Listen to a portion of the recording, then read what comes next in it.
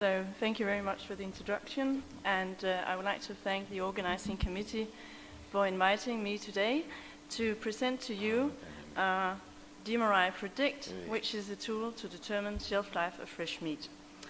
And in terms of sustainability, it's a tool we can use to optimize the use of meat and decrease the amount of meat we may have to throw out.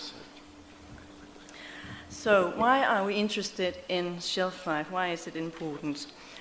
We see an increased demand for fresh meat with a long shelf life. We see that meat is transported all over the world over long distances. And the challenge is that it is the meat producers that are responsible for determining the use-by date. And that can be a difficult task to meet the different requirements from the different customers. So this challenge was passed on to the Danish Meat Research Institute by the Nordic meat industry. They asked us if we could create a mathematical tool with an easy-to-use interface for the prediction of shelf life of fresh pork. In other words, what they were looking for was a predictive model that they could use on an everyday basis to put on a valid use-by date on the meat products. Also, they wanted this model to be usable across slaughterhouses and across meat cuts. We were given the specifications that it should cover the range of storage temperature from deep chill until +7, and it should cover the packaging methods that are commonly used in the Nordic countries, and that is vacuum pack, high oxygen modified atmosphere. It's also with carbon dioxide, and Danish consumers have a high preference for this package method.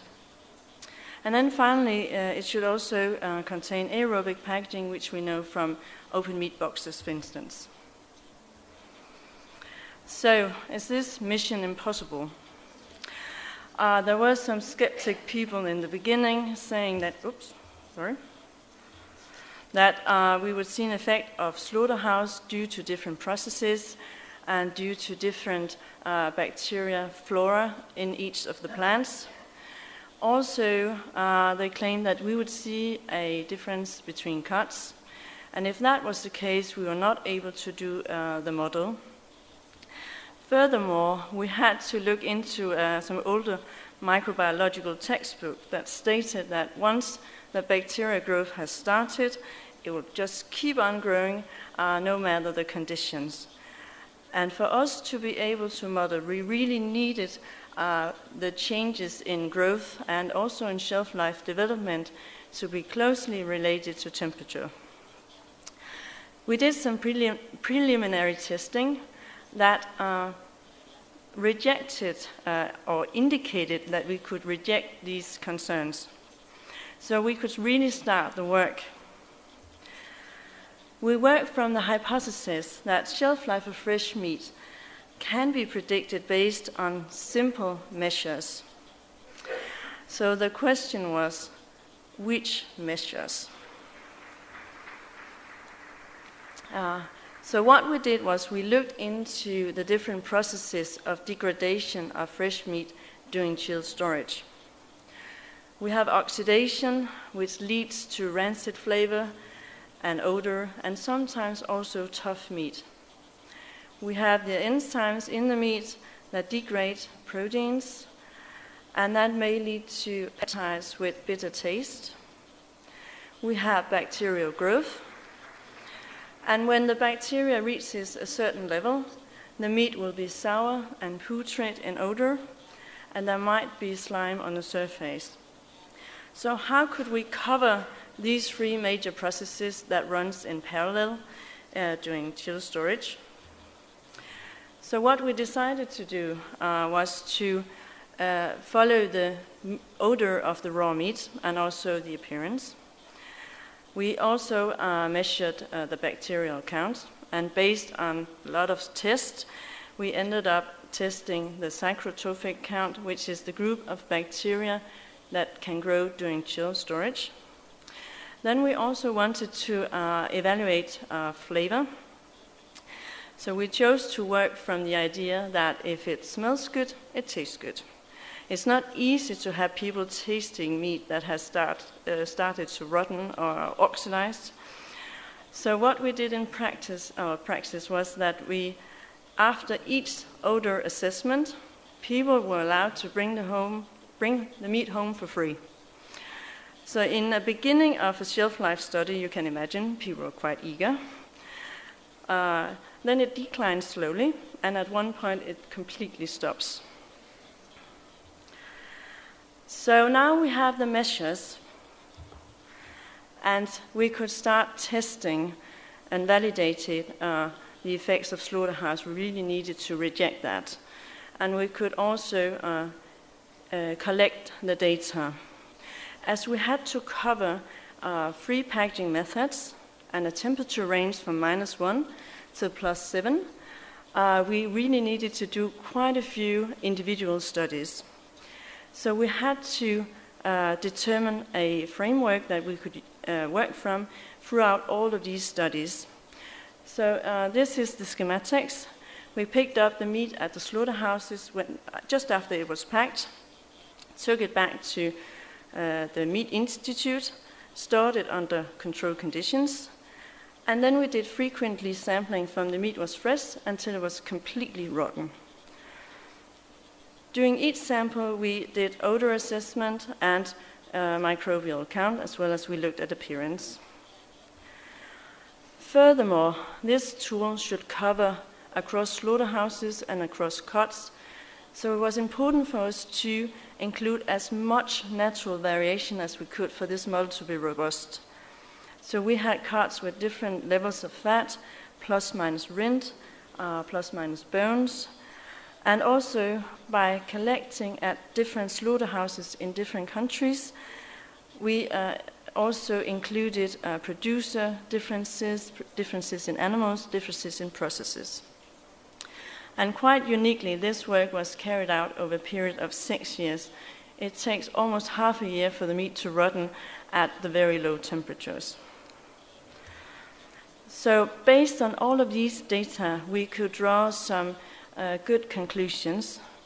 We found that raw meat odor is indeed the best indicator of shelf life. We saw no effect of meat cut, neither on the growth of bacteria and neither on the development of meat or on shelf life, and that was really, really important. And no effect of slaughterhouse as well. Then we could also reject the statement from the older microbiological textbook, as the growth and the development in shelf life very closely followed temperature. So whenever you raised or lowered the temperature, instantly that affected the rate of growth and shelf life development. We could also prioritize the 3 most important factors for shelf life, and without doubt temperature is the most important, followed by packaging method, and finally the number of psychotrophic bacteria on the meat at the time of packing. So, this is a screen dump of DMRI Predict. So it's a website, it's a tool. And what you can see is that the 3 most important factors are those 3 factors or values you have to add to the model for the model to be able to give a prediction. So in this example, we have an average psychotrophic count of 2.5, which is the average we found across all of our studies, which numbered around 30 individual studies. Then we have 4 degrees, and we have the meat packed in vacuum. So the prediction is that this meat has a shelf life of 20 days. If you're interested in the development of growth of bacteria or the odor, we also have the curves as output, so you can investigate it. And the red arrow indicates the average shelf life. We do have explanations at the website, so you can get started. This is an example to show you the impact of packaging method and temperature with regard to shelf life. So we have the three packaging methods at +5 and -1. And we can see if you have the meat in open meat box, you have 8 days. You increase it by packing in MAP, and you increase it to 17 days by packing in vacuum. But lowering the temperature really increases shelf life. So in meat boxes you have 21 days, 35 in MAP, and finally you have 53 days in vacuum on skin pack. In relation to shelf life, that is the same thing. And that is with an average bacterial count, so it's not sterile meat. So at this point, we really had 3 individual models, one for each of the packaging methods. And knowing that you rarely have just one condition throughout shelf life, we decided to combine the 3 models into one so you could add different conditions.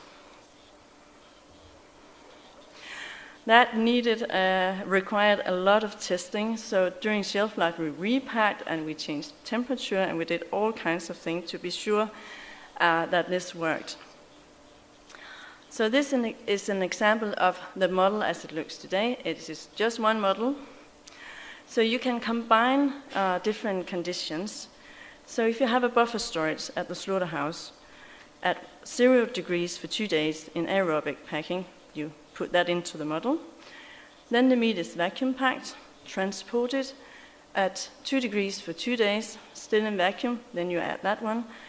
And then the meat arrives at the customer, and he's asking, if I put the meat in a storage at 2 degrees, what is the shelf life of that meat? So with the model, you can calculate a total average shelf life, in this case is 31 days, and then you just go backwards saying you use 2 days at transport, 2 days at buffer storage, so he has 27 days if he keeps it at 2 degrees.